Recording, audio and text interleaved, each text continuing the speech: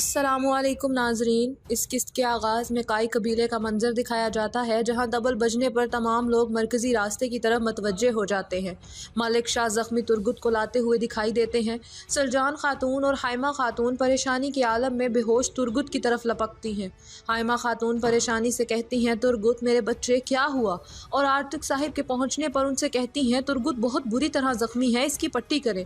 आर्तुक साहिब कहते हैं, इसको फ़ौरन दवा खाने ले चलो। जब सिपाही तुरगुत को वहां से लेकर चले जाते हैं, हाइमा खातून मलिक शाह से पूछती हैं, इसे क्या हुआ है? मलिक शाह जवाब देते हैं, लड़ाई हुई है अम्मा हाइमा, हमारे बहुत से सिपाही शहीद हो गए, दूमरल और मिर्गिन भी शहीद हो गए हैं। हाइमा खातून इंतहाई गमज़दा होकर कहती हैं, ये तुमने क्या कहा? एर्तुगरुल साहिब कहाँ हैं? मलिक शाह के कोई जवाब ना देने पर हाइमा खातून गुस्से से पूछती हैं, मैं तुमसे कुछ पूछ रही हूँ मलिक शाह, तुम्हारे हजूर कहाँ हैं? मलिक शाह नजरें झुकाकर जवाब देते हैं, उन्हें अगवा कर लिया गया है, उन्हें अगवा कर लिया गया है अम्मा हाइमा, गुंदोगदो और गोंदोज हजूर एर्तुगरुल साहिब को ढूंढने गए हैं। ये कहते हुए मलिक शाह अपना सर झुका लेते हैं। हाइमा खातून कहती हैं, अपना सर ऊपर उठाओ मलिक शाह, ये वक्त सर झुकाने का नहीं है, ये वक्त सर काटने का है। ये किसने किया है? मलिक शाह जवाब देते हैं, बेबोलत ने। बेबोलत का नाम सुनकर तमाम कबीले में चहमगोइयाँ होने लगती हैं। सरजान गुस्से और दुख की कैफियत से पूछती हैं, वो वहशी अभी मरा नहीं है? मलिक शाह जवाब देते हैं, नहीं सलजान खातून, उसने मंगोलों के साथ मिलकर हम पर हमला किया है। ये सुनकर सलजान खातून रोने लगती हैं। हाइमा खातून कबीले के लोगों को मुखातिब करके कहती हैं, काई कबीले के बहादुर सालारों और बहादुर खवातीन, मेरी बात सुनो, ये वक्त रोने का नहीं है। हाइमा खातून की बात सुनकर सलजान खातून अपने आंसू साफ करती हैं। हाइमा खातून मजीद कहती हैं, जब कभी हम पर मुसीबत आती थी तो हमारे हजूर हमारी मदद करने आते थे, अब हम उनकी मदद करने जाएंगे। हाइमा खातून की बात सुनकर तमाम लोग जोश से चिल्लाने लगते हैं, जी हाइमा खातून बिल्कुल ठीक कह रही हैं। हाइमा खातून कहती हैं, कबीले के सालारों, तुम अपने हजूर की तलाश के लिए फ़ौरन निकल जाओगे, और कबीले की खवातीन, तुम लड़ाई के लिए तैयार रहोगी, अपनी तलवारें और खंजर तैयार रखो। अगर वो वहशी हमारे कबीले की तरफ आए तो हम सब कुछ दाव पर लगा कर अपने खून के आखिरी कतरे तक लड़ेंगे।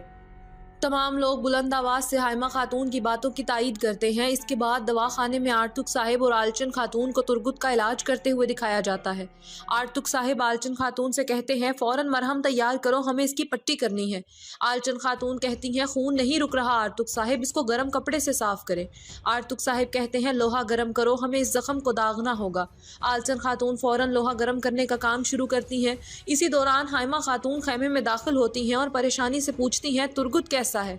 आर्तुक साहिब जवाब देते हैं, हमें जख्म को दागना होगा, जख्म बहुत गहरा है, जिसने जख्म दिया है उसने जानबूझकर तकलीफ देने के लिए इस हसास जगह को निशाना बनाया है। हाइमा खातून कहती हैं, ये उस बेबोलत ने किया है। इसी वक्त लोहा गर्म करती आलचन खातून कहती हैं, लोहा गर्म हो गया है आर्तुक साहिब। आर्तुक साहिब हाइमा खातून से कहते हैं, अब हमें इजाज़त दें। हाइमा खातून खैमे से बाहर चली जाती हैं। आर्तुक साहिब बिस्मिल्लाह पढ़ते हैं और आलचन खातून तुरगुत का जख्म दागना शुरू कर देती हैं, जबकि आर्तुक साहिब मुसलसल या शाफी का विर्द करते हैं। इसके बाद जंगल में अरकबूका की गार दिखाई जाती है, जहां एर्तुगरुल को गर्दन जहां एर्तुगरुल की गर्दन को दीवार के साथ बांधा गया होता है। उनकी गर्दन को चाकू के साथ इस तरह बांधा होता है कि जरा सी हरकत करने पर वो चाकू उनके गले में घुस जाए। उनके सामने अर्कबुका और बेबोलत खड़े होते हैं। अर्कबुका कहता है, तुम्हारी गर्दन में दर्द हो रहा है एर्तुगरुल, अगर तुम उसे झुकाना चाहो या तुम्हें नींद आ जाए तो ये चाकू तुम्हारी गर्दन में घुसेगा और तुम मर जाओगे, या फिर तुम इसी तरह रहोगे और दर्द महसूस करते रहोगे। अब मैं तुम्हें मौत और तकलीफ से निजात का रास्ता बताता हूँ, अपना मुंह खोलो और इस सब से छुटकारा हासिल कर लो। एर्तुगरुल जवाब देते हैं, तुम इसे मौत कह रहे हो जबकि हमारे लिए ये शहादत है। तुम हमें डराने के लिए जो भी हरबा इस्तेमाल करते हो वो हमें हिम्मत देता है। चाहे तुम आहिस्ता आहिस्ता करके मेरी जान ही क्यों ना ले लो, तुम मेरे चेहरे पर तकलीफ के आसार तक नहीं देखोगे, लेकिन मैं देखूंगा कि तुम्हें गुस्सा आएगा क्योंकि तुम मेरा मुंह नहीं खुलवा पाओगे। अर्कबुका कहता है, ये बातें अच्छी हैं। ये कहते हुए वो एर्तुगरुल के पास नीचे बैठ जाता है और मजीद कहता है, लेकिन ये वो बातें नहीं हैं जो मैं सुनना चाहता हूँ। तुम मुझे उसके बारे में बताओ जो तुमने अलंचिक से लिया। एर्तुगरुल कहते हैं, उसकी जान मैंने वो गिद्धों के हवाले कर दी। अर्कबुका कहता है, तुम ख्वामखा खुद पर जुल्म कर रहे हो, मुझे बता दो तुम बरके खान के साथ मिलकर क्या कर रहे हो, और इस सब से सुल्तान केका उसका क्या ताल्लुक है, खुफिया संदूक में क्या है। एर्तुगरुल जवाब देते हैं, अगर तुम जानना चाहते हो तो उसके पीछे भागते रहो, लेकिन तुम्हारा अंजाम भी पहले जैसों की तरह ही होगा। अर्कबुका गुस्से से कहता है, इस पे तुम्हारा हाथ है, मैं तुम्हारे हाथ तोड़ दूंगा, लेकिन ये सब तुम अकेले नहीं कर सकते, तुम्हारे पीछे किसी बड़ी ताकत का हाथ है। वो ताकत कौन है? एर्तुगरुल मुस्कुराते हुए जवाब देते हैं, सही कहा, हाँ है, मेरा रब, मेरा दिल, मेरी तलवार। अर्कबुका ये सुनकर गुस्से से खोल उठता है और अपनी तलवार पर अपनी गिरफ्त बढ़ा देता है, फिर खुद पर काबू करके वहां से उठ जाता है। वहां मौजूद बेबुलत पूछता है, और सोने का क्या, तुमने उसका क्या किया, या तुमने वो बरके खान को दे दिया जो मंगोलों का है? एर्तुगरुल जवाब देते हैं, अगर मैं इसके बारे में जानता भी हूँ तो तुम्हें नहीं बल्कि अर्कबुका को बताता। तुम उसे हासिल करने के लिए अर्कबुका को कत्ल करने की कोशिश करोगे जैसे तुमने अलंचिक को कत्ल करने की कोशिश की थी। ये बात सुनकर अर्कबुका गुस्से और हैरानी से अलबास्ती को देखता है और कहता है, ये क्या बात है जो मेरे कानों में चुभ रही है? एर्तुगरुल अलबास्ती से कहते हैं, क्या तुम इन्हें नहीं बताओगे? जब मैंने अलंचिक को पकड़ लिया था तो सबसे पहले तुमने ही उस पर तीर चलाया था। क्या तुम इस बात से भी इनकार करोगे कि तुमने ही उसे कत्ल करने की पहली कोशिश की थी? अलबास्ती फौरन अर्कबुका से कहता है, ये सही कह रहा है, मैंने ऐसा इसलिए किया ताकि अलंचिक इनके हाथों में ना जा सके। मैंने ऐसा इसलिए किया था कि वो हमारे राज ना खोल दे। कोई भी मेरी जगह होता तो यही करता। अगर अलंचिक जिंदा होता तो वो भी आकर मेरा शुक्रिया अदा करता। तुम जानते हो। अर्कबुका अपनी तलवार पर गिरफ्त सख्त कर लेता है और कहता है, सच कड़वा होता है, तुमने जो तीर उस पर चलाया उसने मेरा दिल चीर डाला है। ये कहकर वो अपनी तलवार छोड़ देता है, फिर कहता है, लेकिन तुम सही कह रहे हो, अगर तुमने इसे नहीं मारा होता और वो दुश्मनों के हाथ में चला जाता, ये तुम्हारा जुर्म होता। फिर वो एर्तुगरुल से कहता है, तुम्हारा मुंह खोलना उतना ही मुश्किल होगा जितना शेर के मुंह से नवाला छीनना, लेकिन मेरी ताकत भी कुछ कम नहीं है और तुम मेरे पास ही हो जब तक तुम्हारे खून का एक एक कतरा बह नहीं जाता। इसके बाद उमरोलो कबीले में अब्दुर्रहमान की सिपाही के हमरा आमद दिखाई जाती है। घोड़े से उतरने के बाद वो अलबलगाए खातून के पास आते हैं। वो अलबलगाए खातून को सलाम करते हैं। अलबलगाए कहती हैं, खुशामदीद अब्दुर्रहमान, क्या हुआ है? अब्दुर्रहमान कहते हैं, शुक्रिया अलबलगाए खातून। वहाँ मौजूद सीरमा कहती हैं, क्या हुआ, कोई ख़ास बात है? अब्दुर्रहमान उनकी बात को नज़रअंदाज करके अलबलगाए से कहते हैं, अगर आप मुनासिब समझे तो मैं घर के अंदर जाकर बात करना चाहूँगा। अलबलगाए खातून उन्हें इजाज़त देकर खैमे में दाखिल होती हैं। अब्दुर्रहमान के अंदर आने पर अलबलगाए कहती हैं, बोले, मैं सुन रही हूँ। अब्दुर्रहमान कहते हैं, अलबलगाए खातून, एर्तुगरुल साहिब और सिपाही एक साजिश का शिकार हो गए हैं। अलबलगाए खातून परेशान होकर पूछती हैं, साजिश, क्या हुआ है? अब्दुर्रहमान जवाब देते हैं, ज़्यादातर सिपाही शहीद हो गए हैं और वो लोग एर्तुगरुल साहिब को पकड़ कर ले गए हैं। अलबलगाए खातून पूछती हैं, ये किसने किया? अब्दुर्रहमान जवाब देते हैं, अलबास्ती ने। अलबलगाए खातून हैरानी से कहती हैं, अलबास्ती ने? फिर वो उस मंजर को याद करती हैं जब अलबास्ती ने पहाड़ी से दरिया में छलांग लगाई थी और कहती हैं, वो जख्मी हालत में पहाड़ी से छलांग लगाने पर भी कैसे बच गया? अब्दुर्रहमान जवाब देते हैं, उन्हें मंगोलों के जासूसों ने बचाया और वही एर्तुगरुल साहिब को भी उठा कर ले गए। एर्तुगरुल साहिब अब उनके पास हैं। अलबलगाए खातून कहती हैं, तुम क्या कह रहे हो? वो हमें मजीद रुसवा कर रहा है, वो इसकी कीमत चुकाएगा। अब्दुर्रहमान बताते हैं, गुंदोज, गोदोगदो हजूर और सिपाही उन्हें तलाश कर रहे हैं, वो बहुत जल्द उन्हें तलाश कर लेंगे। हम कुछ देर आपके कबीले में ठहरेंगे, उसके बाद एर्तुगरुल साहिब की तलाश के लिए चले जाएंगे और कबीले में किसी को पता नहीं चलना चाहिए। अलबलगाए खातून नम आंखों के साथ कहती हैं, मैं मजीद इक़दामात करूँगी। अब्दुर्रहमान के वहाँ से चले जाने के बाद अलबलगाए खातून दुआ करती हैं, अल्लाह एर्तुगरुल साहिब को ज़ालिमों के जुल्म से बचाए। اس کے بعد جنگل میں ارکبوکا اور الباستی کو آگ کے الاؤ کے پاس بیٹھے دکھایا جاتا ہے۔ ارکبوکا کا سپاہی اندر آ کر بتاتا ہے ہمارے لوگوں نے کائی قبیلے کے لوگوں کو جنگل میں تلاش کرتے ہوئے دیکھا ہے۔ ارکبوکا کہتا ہے مجھے وہ شکار زیادہ پسند ہے جو خود چل کر میرے پاس آئے بنسبت اس کے جس کے پیچھے مجھے خود جانا پڑے۔ وہ سپاہی کہتا ہے کیا ہم انہیں گھیر لیں؟ ارکبوکا کہتا ہے اس کی کوئی ضرورت نہیں، ہم یہیں سے انہیں پھانسیں گے، ہم یہیں گھات لگا کر بیٹھیں گے، جب گندوگدو یہاں پہنچے گا ہم اس کا سر قلم کر دیں گے۔ ایرتورل بھی وہیں موجود ہوتے ہیں، وہ یہ سب سن کر کہتے ہیں تم گدھ کی طرح اپنے بل میں انتظار کرتے رہ جاؤ گے اور میرا بھائی تمہارا چارہ نہیں بنے گا۔ ارکبوکا کہتا ہے خود کو زیادہ مت ہلاؤ ایرتورل، اگر چاقو تمہارے گلے میں اتر گیا تو تم مر جاؤ گے اور مجھے دکھ ہوگا کیونکہ تم مجھے زندہ چاہیے ہو، ہمیں اس وقت تک کوئی نہیں ڈھونڈ سکتا جب تک ہم خود نہ چاہیں۔ پھر ارکبوکا سپاہی سے کہتا ہے کچھ سراغ چھوڑ دو تاکہ گندوگدو ہمیں ڈھونڈ لے اور ایسی جگہ چھوڑو جہاں سے وہ صبح سے پہلے ہم تک پہنچ جائے۔ الباستی پوچھتا ہے یہ کیسے سراغ چھوڑیں گے؟ ارکبوکا جواب دیتا ہے یہ ایک جانا پہچانا سراغ ہوگا۔ یہ کہہ کر ارکبوکا اور الباستی الاؤ کے پاس سے اٹھ کر ایرتورل کے پاس آتے ہیں۔ ارکبوکا اپنے چاقو نکال کر کہتا ہے جب تمہارے بھائی کو تمہارے جسم کا کوئی حصہ ملے گا تو وہ کتنا پریشان ہوگا، وہ پاگلوں کی طرح تمہیں ڈھونڈتا ہوا یہاں آئے گا۔ ایرتورل جواب دیتے ہیں جسے تم بلا رہے ہو وہ تمہاری موت ہے۔ ارکبوکا کہتا ہے موت سے نمٹنا میرا روز کا کام ہے تو پھر اس کے لیے کوئی سراغ چھوڑتے ہیں۔ تمہارے خون میں لت پت کپڑے کا ایک چھوٹا سا ٹکڑا ایرتورل کو دکھا کر وہ کہتا ہے یہ کپڑا، اس پر تمہارا خون لگا کر ہم اسے بھیجیں گے۔ پھر ایرتورل کے زخم والی جگہ پر اس کپڑے کو رگڑ کر سپاہی کو دیتا ہے اور کہتا ہے اس کو ایسی جگہ چھوڑنا جہاں سے وہ صبح ہونے سے پہلے یہاں پہنچ جائے۔ سپاہی کے وہاں سے چلے جانے کے بعد ارکبوکا کہتا ہے شکار کے آنے سے پہلے کچھ دیر نیند پوری کر لوں، اور پھر غار کے کونے میں چکنا ہو کر آنکھیں بند کر کے بیٹھ جاتا ہے۔ اس کے بعد امرولو قبیلے میں البلگائے خاتون کو اپنی سرداری نشست پر براجمان دکھایا جاتا ہے۔ سیرما خاتون اجازت طلب کر کے اندر داخل ہوتی ہیں اور البلگائے سے پوچھتی ہیں کیا ہوا بہن، تم نے کافی حفاظتی اقدامات کروائے ہیں۔ البلگائے کہتی ہیں فکر نہ کرو سیرما، معمول کی بات ہے۔ سیرما کہتی ہیں عبد الرحمن اور قائی قبیلے کی سپاہیوں کا آنا معمول کی بات نہیں، کیا چل رہا ہے بہن؟ اگر اجازت ہو تو میں پوچھنا چاہتی ہوں۔ البلگائے کہتی ہیں ایرتورل صاحب۔ سیرما پوچھتی ہیں کیا ہوا ایرتورل صاحب کو، وہ کہاں ہیں؟ البلگائے بات مکمل کرتے ہوئے کہتی ہیں انہوں نے ایرتورل صاحب کو اغوا کر لیا ہے۔ میں نے تمام سرداروں کو ہوشیار رہنے کا کہا ہے، حفاظتی اقدامات اسی وجہ سے ہیں۔ سیرما کہتی ہیں ایسا کرنے کی ہمت کون کر سکتا ہے؟ ایرتورل صاحب کو کون اغوا کر سکتا ہے؟ البلگائے خاتون کہتی ہیں منگول۔ سیرما خاتون بظاہر حیرانی سے پوچھتی ہیں منگول، تمہیں کس نے بتایا بہن؟ البلگائے کہتی ہیں عبد الرحمن نے۔ سیرما پوچھتی ہیں بہن اب ہم کیا کریں گے؟ یہ سن کر البلگائے خاتون اپنی نشست سے کھڑی ہو جاتی ہیں اور کہتی ہیں جو کرنا ہوگا میں خود کروں گی، تم بس قبیلے کا کام سنبھالو یہی کافی ہے۔ سیرما جواب دیتی ہیں جو تمہاری مرضی بہن، اور وہاں سے چلی جاتی ہیں۔ اس کے بعد رات کے وقت جنگل میں گندوگدو، گندوز اور گونکوت اور کائی قبیلے کے باقی سپاہیوں کو ہاتھ میں جلتی ہوئی لکڑیاں پکڑے ایرتورل صاحب یا کسی سراغ کو ڈھونڈتے ہوئے دکھایا جاتا ہے۔ دوسری جانب غار میں دکھایا جاتا ہے جہاں ارکبوکا سویا ہوتا ہے۔ الباستی بندھے ہوئے ایرتورل سے کہتے ہیں تم نے غلط راستہ چنا ایرتورل، اگر تم صحیح راستہ چنتے تو منگول یہاں نہ آتے اور تم بھی اس حالت میں نہ ہوتے۔ ایرتورل کہتے ہیں میں حق کے لیے اپنی جان بھی قربان کر دوں گا اگر ضرورت پڑی۔ الباستی جنہوں نے تمہیں اس راستے پر لگایا ہے وہ ریاست کو تباہی کے دہانے پر لے جا رہے ہیں اور میں تم جیسے غداروں کو ایسا کرنے نہیں دوں گا۔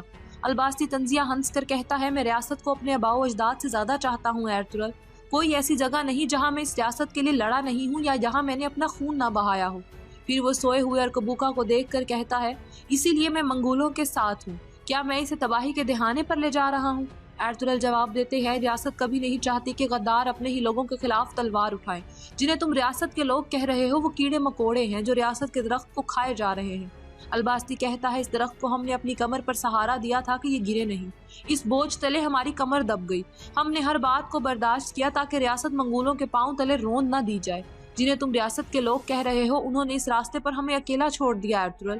ایرتورل کہتے ہیں کتے کبھی شیروں کے سربراہ نہیں بن سکتے الباستی، تم اکیلے رہ گئے کیونکہ تم جہالت اور دھوکے کے راستے پر تھے اور اب تم نے کتوں کا ساتھ اپنا لیا ہے۔ لیکن یہ بات اچھی طرح سمجھ لو کہ جب یہاں سے دھند ہٹے گی تمہیں یہاں ہمارا ہی شکنجہ نظر آئے گا۔ الباستی پوچھتا ہے تم کون ہو ایرتورل، تمہارے پیچھے طاقت کون ہے؟ اسی وقت قریب سویا ارکبوکا بند آنکھوں سے کہتا ہے بچھو آ رہا ہے، اور پھر اسی طرح تلوار کہیں زمین پر مارتا ہے اور بچھو کو 2 حصوں میں تقسیم کر دیتا ہے۔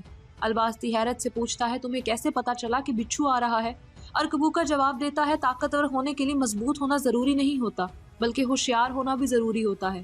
اگر کوئی تمہاری طرف بڑھ رہا ہو تو تمہیں اس کا احساس ہونا چاہیے چاہے تم نیند میں ہی کیوں نہ ہو۔ گوک ٹینگری نے انتہائی خطرناک مخلوقات میں بھی کوئی نہ کوئی فائدہ رکھا ہے جو ہمارے لیے مفید ہے۔ اس کے ساتھ ہی وہ اس بچھو کو اپنی تلوار کی نوک پر اٹھاتا ہے۔ اسی دوران سپاہی اندر آ کر بتاتا ہے ہمارے آدمی نے خونی کپڑا پھینک دیا ہے۔ ارکبوکا کہتا ہے بہت خوب، کل صبح ہمارا جشن ہوگا، یہ بچھو لو، اس کا زہر نکالو، جب گندوگدو آئے گا تو یہ کام آئے گا۔ پھر وہ اٹھ کر ایرتورل صاحب کے پاس آتا ہے اور کہتا ہے تمہارے بھائی سے ملنے کا تھوڑا وقت ہی رہ گیا ہے ایرتورل۔ ایرتورل کہتے ہیں تمہارے پاس بھی تمہارے بھائی النچک سے ملنے کا تھوڑا وقت ہی رہ گیا ہے ارکبوکا، یقیناً صبح خون بہے گا، تلواریں بتا دیں گی کہ کون مرنے والا ہے۔ ارکبوکا جواب دیتا ہے لیکن تم نہیں دیکھ پاؤ گے۔ پھر وہ الباستی سے کہتا ہے تم صبح اسے لے کر نکل جاؤ گے، تم اسے میری خفیہ غار میں لے جاؤ گے اور میرا انتظار کرو گے۔ اسے یہاں نہیں ہونا چاہیے، میں گندوگدو کو اپنے غار تک لاؤں گا۔ تمہارا منہ ابھی تک نہیں کھلا ایرتورل، بولو تاکہ تمہارے بھائی پر تمہاری طرح تشدد نہ ہو۔ ایرتورل جواب دیتے ہیں جو طاقت میرا منہ کھلوا سکتی ہے وہ ابھی تک پیدا ہی نہیں ہوئی، ایسا تشدد جو میری ہمت توڑ دے وہ بنا ہی نہیں۔ ارکبوکا کہتا ہے ابھی تم بہت اکڑ رہے ہو، دیکھتے ہیں جب تمہیں نیند آئے گی تب تم کیا کرو گے۔ اس کے بعد جنگل میں کائی قبیلے کے سپاہیوں کو تلاش جاری رکھے ہوئے دکھایا جاتا ہے۔ بامسی ادھر ادھر کوئی سراغ ڈھونڈتے ہیں اور اللہ سے دعا کرتے ہیں، پھر کہتے ہیں آپ کہاں ہیں میرے حضور؟ وہ گندوگدو سے کہتے ہیں میں جانتا ہوں مایوس ہونا ہمیں زیب نہیں دیتا، میں جانتا ہوں، لیکن گندوگدو ان کی بات کاٹ کر کہتے ہیں لیکن ہر تاریکی کے بعد ایک دفعہ اجالا ضرور آتا ہے نا بھائی؟ امید چھوڑنا ہمیں زیب نہیں دیتا، ہم امید نہیں چھوڑیں گے۔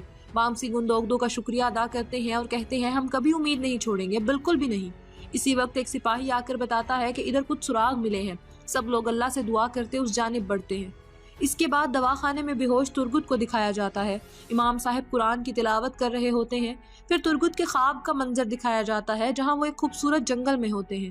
جنگل میں ہی موجود تلاوت کی آواز سن کر وہ اٹھتے ہیں اور چلنا شروع کر دیتے ہیں۔ جنگل کے وسط میں کہیں پہنچ کر انہیں امام صاحب دکھائی دیتے ہیں جو گلاب لگا رہے ہوتے ہیں۔ ترگت کے ان کے پاس پہنچنے پر وہ انہیں خوش آمدید کہتے ہیں۔ ترگت حیرانی سے پوچھتے ہیں یہ کون سی جگہ ہے، میں کہاں ہوں؟ استاد، امام جواب دیتے ہیں تم نہ تو یہاں ہو نہ ہی آخرت میں، تم نہ آج میں ہو نہ کل میں، یہ بس اب ہے ترگت۔ ترگت امام کے لگائے گئے گلابوں کو دیکھ کر پوچھتے ہیں آپ گلاب کیوں لگا رہے ہیں؟ امام جواب دیتے ہیں سنا ہے کچھ لوگ شہید ہو گئے ہیں۔ اس کے ساتھ یہ قسط اپنے اختتام کو پہنچتی ہے۔ امید کرتے ہیں آپ کو ویڈیو پسند آئی ہوگی، اسے لائک کریں، شیئر کریں، ہمارے چینل کو لازمی سبسکرائب کر لیں، اپنا فیڈ بیک دینا مت بھولیے گا۔ ملیں گے اگلی ویڈیو کے ساتھ، تب تک کے لیے اللہ حافظ۔ حضرت حمزہ رضی اللہ تعالیٰ عنہ کا عجیب واقعہ۔ ڈاکٹر نور احمد نور لکھتے ہیں کہ میں سعودی عرب میں بریدہ کے مقام پر اپنا مطلب چلاتا تھا۔ یہ 1968 کی بات ہے۔ جمعہ کے دن زیارت کے لیے مدینہ منورہ گیا، وہاں ایک ڈاکٹر دوست کے ہاں قیام کیا۔ اتفاق کی بات ہے کہ ڈاکٹر صاحب کی طبیعت اس روز خراب تھی اور مریض ان کا انتظار کر رہے تھے۔ انہوں نے مجھ سے مریضوں کو دیکھنے کی درخواست کی۔ میں مریضوں کو دیکھتا رہا۔ ایک بدو نے مجھ سے درخواست کی کہ میں اس کے ساتھ احد پہاڑ تک چلوں، وہاں ایک مریض کو دیکھنا ہے۔ میں اس کے ساتھ احد پہنچا۔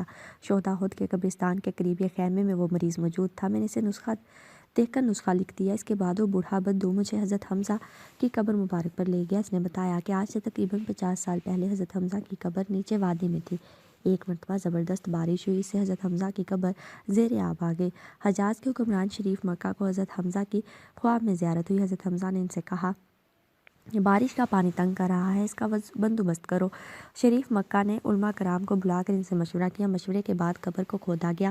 پانی واقعی ناش تک پہنچا ہوا تھا، چنانچہ ناش کو اونچی جگہ منتقل کرنے کا پروگرام بنا۔ بوڑھے بدو نے بتایا قبر کھودنے والوں میں وہ بھی شامل تھا۔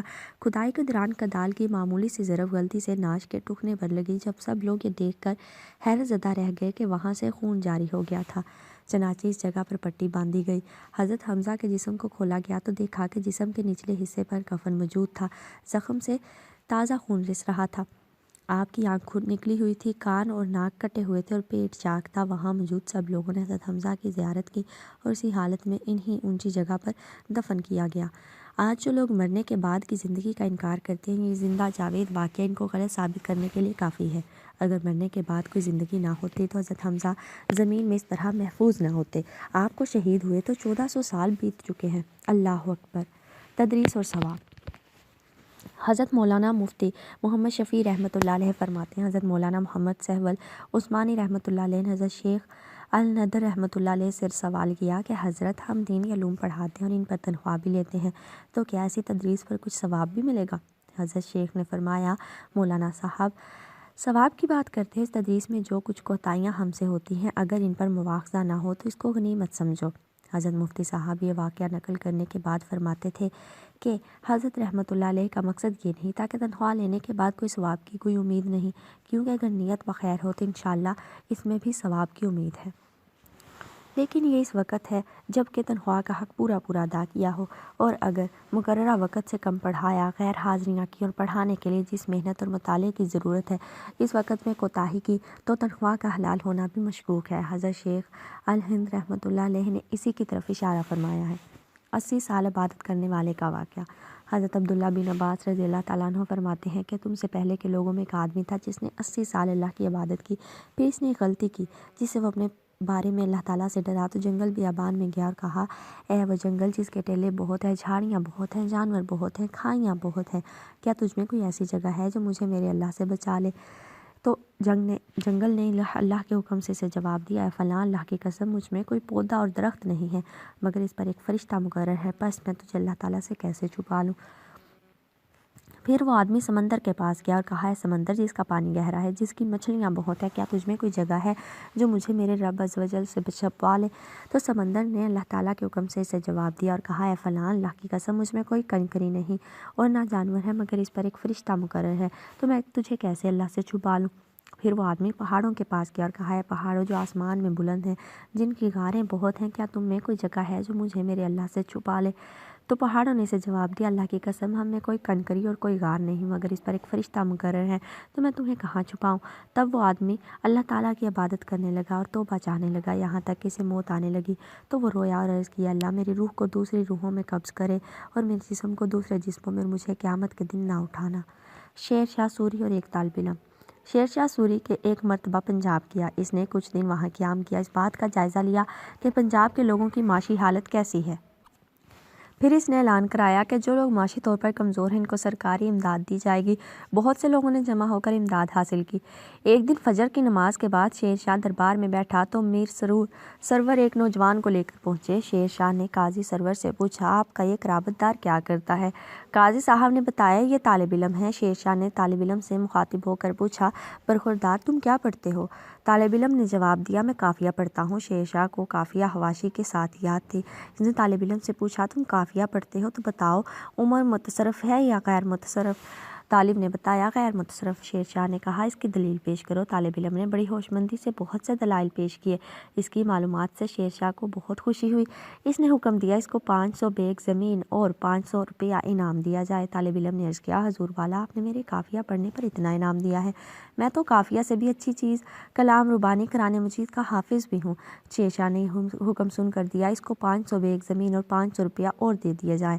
جب اس کی زمین کی سند اور نقدی دی گئی تو شیر شاہ نے کہا، دیکھو ہم نے تمہاری قابلیت کے مطابق زمین اور نقدی دلوا دی ہے۔ طالب علم نے عرض کیے، جی ہاں حضور والا، اپنی قابلیت کے مطابق تو پا لیا لیکن بادشاہ کے کرم کے مطابق نہیں پا سکا۔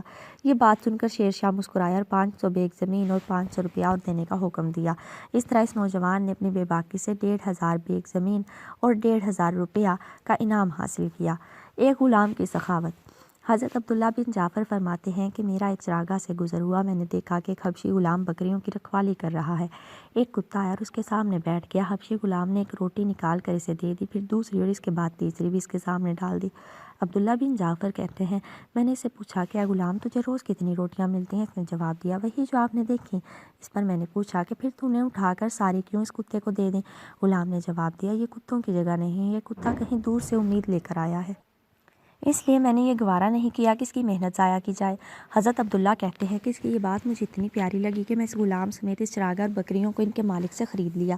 غلام آزاد کر دیا اور اسے کہہ دیا کہ یہ سب بکریاں اور چراگاہ تیری ملکیت ہیں، میں نے یہ سب کچھ تمہیں بخش دیا۔ غلام نے مجھے دعا دی، بکریاں اور چراگاہ سب کچھ صدقہ کر دیا اور وہاں سے چلا گیا۔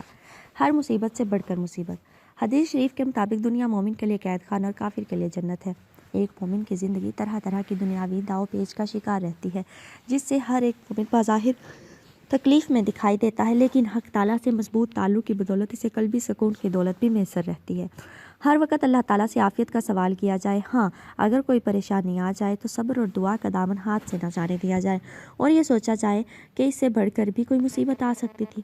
دنیا میں کیسے کیسے مصائب آ سکتے ہیں، اس بارے میں حکیم الاسلام حضرت مولانا قاری محمد طیب صاحب کا بیان فرمودہ نصیحت آموز لکھا جاتا ہے۔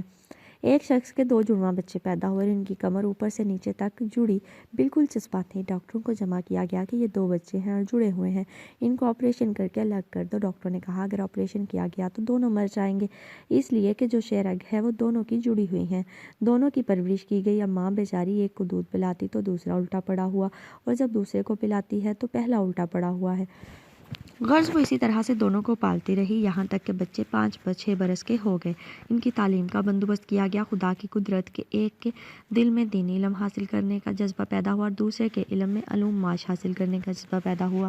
دونوں کے لیے استاد متعین کیے گئے، ایک اچھا عالم بن گیا اور ایک اچھا بڑا گریجویٹ بن گیا۔ دونوں بھائی آپس میں باتیں کیا کرتے۔ جو بھائی دنیاوی مزاج کا تھا وہ کہتا کہ ہم سے زیادہ کوئی مصیبت میں نہیں ہے، کیونکہ یہ ہر وقت کی مصیبت ہے۔ میرا جی کھیلنے کو چاہتا ہے اور تیرا دل نہیں چاہتا، مگر مجبوراً تجھ کو جانا پڑتا ہے، اور اگر میں استنجا کے لیے جانا چاہتا ہوں اور تیرا جی نہیں چاہتا تو تجھ کو بھی جانا پڑتا ہے۔ تو کوئی اپنے دل کی بات نہیں کر سکتا ہے، لہٰذا ہم سے کوئی زیادہ کوئی مصیبت میں نہیں ہے۔ یہ سن کر دیندار عالم بھائی کہتا ہے کہ بھائی صبر کرو، اس سے بڑھ کر بھی تو مصیبت آنی ممکن ہے۔ اس نے کہا اس سے بڑھ کر بھی مصیبت ہو ہی نہیں سکتی۔ وہ نصیحت کرتا ہے کہ یہ مت کہو، اللہ کے یہاں مصیبتوں کے خزانے بھی ہیں۔ خدا کی قدرت کے دیندار بھائی کا انتقال ہو گیا تو پھر ڈاکٹروں کو جمع کیا گیا کہ اس کی لاش کو کاٹو، تو انہوں نے کہا اگر لاش کاٹی گئی تو یہ زندہ بھی مر جائے گا۔ اب لاش دنیا دار بھائی کے کمر پر ہے، سوتا ہے تو مردہ کمر کے اوپر ہے، کھاتا ہے تو مردہ کمر پر، استنجا کو جاتا ہے تو مردہ کمر پر۔ اس وقت چھوٹے بھائی نے کہا کہ میرا عالم بھائی صحیح کہتا تھا، تو وہ مصیبت لاکھ درجہ بہتر تھی جبکہ بھائی زندہ تھا۔ تو اس نے توبہ کی اور صبر کیا اور کہا کہ اے اللہ، بس اگر اس سے بڑی مصیبت آ گئی ہے تو کیا ہوگا؟ معلوم ہوا کہ ہر مصیبت سے بڑھ کر مصیبت ہے۔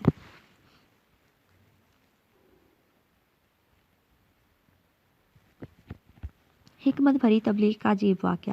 حضرت مولانا رشید احمد گنگوہی رحمۃ اللہ علیہ کی خدمت میں ایک گنوار شخص آیا اور کہا مولوی جی مجھے مرید کر لو۔ حضرت نے فرمایا اچھا بھائی آؤ۔ مرید کرتے ہوئے جو باتیں کہلواتے ہیں، مثلا نماز پڑھو، روزہ رکھو، سب کچھ کہلوا لیا۔ جب مولانا اپنی باتیں پوری فرما چکے تو اس نے کہا کہ مولوی جی تم نے افیون سے توبہ تو کرائی نہیں۔ حضرت نے فرمایا کہ بھائی مجھے کیا خبر کہ تو افیون بھی کھاتا ہے۔ حضرت گنگوہی چونکہ طبیب تھے اور جانتے تھے کہ ایک دم افیون کا چھوڑنا مشکل ہے اور طالب کی حالت کی رعایت ضروری ہے، اس لیے آپ نے فرمایا کہ کتنی افیون کھایا کرتے ہو؟ میرے ہاتھ پر رکھ۔ تو اس نے گولی بنا کر حضرت کے ہاتھ پر رکھ دی۔ حضرت نے اس میں سے کچھ کم کر کے باقی اس کو دی اور فرمایا کتنی کھا لیا کرو، بعد میں پھر مشورہ کر لینا۔ وہ شخص کچھ دیر خاموش بیٹھ کر کہنے لگا عجیب مولوی جی، جب توبہ ہی کر لی تو پھر اتنی اور اتنی کیا؟ یہ کہہ کر افیون کی ڈبیا نکال کر دیوار پر ماری اور کہا ارے افیون جا، میں نے تجھے چھوڑ دیا، بس یہ اچھا ہے، کہہ کر چلا گیا۔ نہ ذکر پوچھا نہ شغل، افیون کے چھوڑنے سے دست آنے لگے۔ اس نے کہلا کر بھیجا کہ مولوی جی دعا کر دیجیے اور میں اچھا ہو جاؤں، مگر افیون نہ کھاؤں گا۔ غرض بری حالت تک نوبت پہنچی، مرتے مرتے بچا مگر اچھا ہو گیا۔ تندرست ہو کر حضرت کی خدمت میں حاضر ہوا۔ حضرت نے پوچھا کون؟ اس نے بتایا میں افیون والا ہوں، اور سارا قصہ بیان کیا۔ اس کے بعد 2 روپے پیش کیے۔ مولانا نے کسی قدر عذر کے بعد دلجوئی کی غرض سے قبول فرما لیے۔ اس نے کہا اجی مولوی جی یہ تم نے پوچھا ہی نہیں، یہ کیسے روپے ہیں؟ مولانا نے فرمایا بھائی یہ بتلا دے کیسے روپے ہیں؟ اس نے کہا یہ روپے افیون کے ہیں۔ حضرت نے پوچھا کہ افیون کے کیسے ہیں؟ اس نے بتایا کہ میں 2 روپے مہینے کی افیون کھایا کرتا تھا، جب میں نے افیون سے توبہ کی تو نفس بڑا خوش ہوا کہ اب 2 روپے ماہوار بچیں گے۔ میں نے کہا یہ تو دین میں دنیا مل گئی۔ بس میں نے نفس سے کہا کہ یہ یاد رکھ کہ یہ روپیہ تیرے پاس نہ چھوڑوں گا، یہ مت سمجھ کہ تجھے دوں گا، بلکہ اسی وقت نیت کر لی کہ جتنے روپے کی افیون کھایا کرتا تھا وہ پیر کو دیا کروں گا، بس یہ 2 روپیہ ماہوار آپ کے پاس آیا کریں گے۔ یہ گنوار کی حکایت ہے جس کو لکھنا پڑھنا کچھ نہ آتا تھا، مگر حضرت مولانا رشید احمد گنگوہی کی صحبت کی برکت سے دین کی سمجھ ایسی تھی کہ دین میں دنیا کی آمیزش کو فوراً سمجھ گیا۔ یہ وہ بات ہے کہ اچھے اچھوں کو بھی سمجھ میں نہیں آتی۔ سلسلہ خیر و شر۔ حضرت عبداللہ بن المغفل کا بیان ہے کہ ایک آدمی کی ایک عورت سے ملاقات ہوئی جو زمانہ جاہلیت میں طائفہ تھی۔ اس نے اس سے کھیلنا شروع کر دیا، حتیٰ کہ اپنا ہاتھ اس عورت کی طرف بڑھایا۔ اس نے کہا رک جاؤ، اللہ تعالیٰ نے شرک کو ختم کر دیا اور اسلام لایا ہے۔ اور اس آدمی نے اس عورت کو چھوڑ دیا اور چلا گیا، لیکن جاتے ہوئے پیچھے متوجہ ہوا اور عورت کو دیکھ رہا تھا، حتیٰ کہ اس کا چہرہ دیوار سے ٹکرا گیا۔ پھر وہ حضور نبی کریم صلی اللہ علیہ وآلہ وسلم کی بارگاہ میں اس حالت میں آیا کہ اس کے چہرہ پر خون بہہ رہا تھا، تو اس نے ساری بات آپ سے کر دی۔ حضور صلی اللہ علیہ وآلہ وسلم نے فرمایا تو وہ ابد ہے کہ اللہ تعالیٰ نے تجھ سے بھلائی کا ارادہ فرمایا ہے۔ اس کے بعد استاد داؤد کو دکھایا جاتا ہے۔ وہ ایک تھیلے میں سونے کے سکے ڈال کر درویش پہلوان کو دیتے ہیں اور اسے بتاتے ہیں یہ سوگوت کے لحار کو دے دینا، وہ انہیں بانٹ دے گا۔ وہ جلد از جلد میری مطلوبہ مصنوعات تیار کر دے گا۔ درویش پہلوان کہتے ہیں ٹھیک ہے استاد۔ داؤد استاد جواب دیتے ہیں پھر ملیں گے۔ درویش پہلوان کے جانے کے بعد استاد داؤد پھر سے سکوں کی تھیلیوں کی طرف متوجہ ہو جاتے ہیں۔ اسی دوران قبیلے میں طبل بجنے لگتا ہے۔ 2 سپاہی تیزی سے گھوڑا دوڑاتے ہوئے قبیلے میں داخل ہوتے ہیں۔ اس پر قبیلے میں موجود سب لوگ راستے کی طرف متوجہ ہو جاتے ہیں۔ عثمان گندوز اور گگدوگ کے ساتھ نووارد سواروں کی طرف جاتے ہیں۔ تمام خواتین بھی پریشانی سے ان کی پیروی کرتی ہیں۔ عثمان کے قریب پہنچ کر بائی سنگر گھوڑے سے اترتے ہیں اور کہتے ہیں حضور بچے انہوں نے مسجد سے بچوں کو اغوا کر لیا ہے۔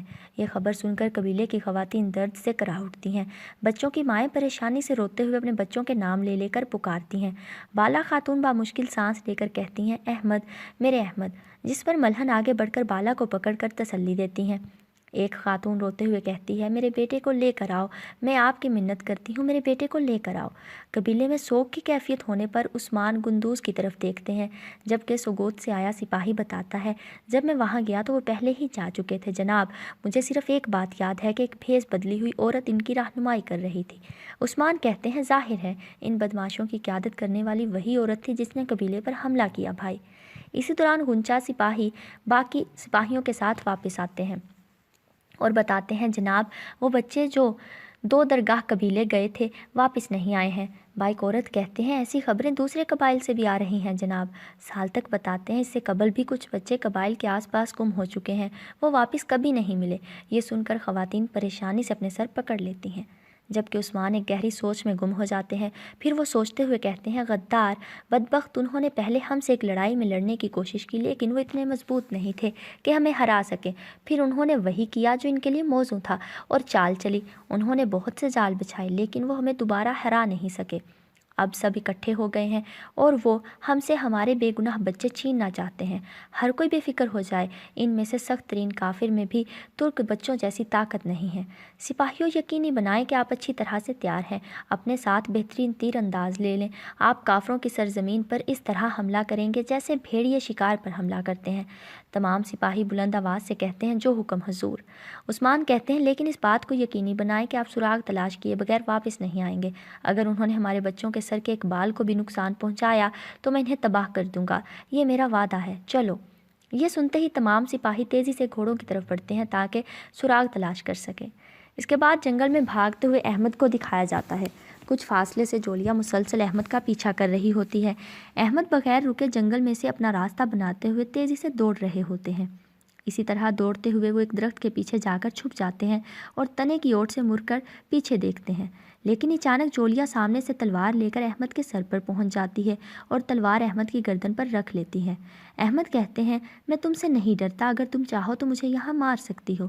یہ سن کر جولیا ہنسنے لگتی ہے اور جواب دیتی ہے میں تمہیں جانوروں کو کھلا دیتی لیکن مجھے تمہیں صحیح سلامت پہنچانا ہے۔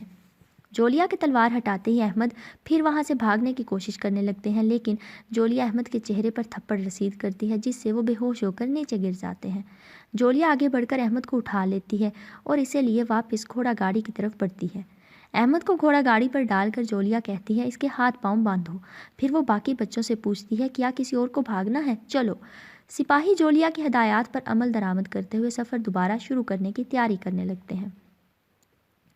اسی دوران گھوڑا گاڑی پر بندھے ہوئے احمد کو ایک بار پھر ہوش آ جاتا ہے۔ وہ اٹھ کر بیٹھ جاتے ہیں اور ادھر ادھر دیکھتے ہیں، کسی کو اپنی طرف متوجہ نہ پا کر وہ اپنا جوتا سڑک پر پھینک دیتے ہیں اور ایک بچے سے کہتے ہیں عثمان صاحب ہمیں ڈھونڈ لیں گے۔ اس کے بعد سوگوت میں پاپا گریگور کو دکھایا جاتا ہے۔ وہ گرجا گھر میں سلیب کے سامنے اندریاس کے ساتھ عبادت کر رہے ہوتے ہیں۔ اندریاس کہتا ہے ہمارے ہم مذہب لوگ عثمان صاحب کے کافی وفادار ہیں۔ پاپا گریگور بغاوت شروع کرنا اور انہیں آمادہ کرنا آسان نہیں ہوگا۔ گریگور جواب دیتا ہے جتنا بھی مشکل ہو میں اب مسلمانوں کو ہماری زمین ناپاک نہیں کرنے دوں گا اندریاس۔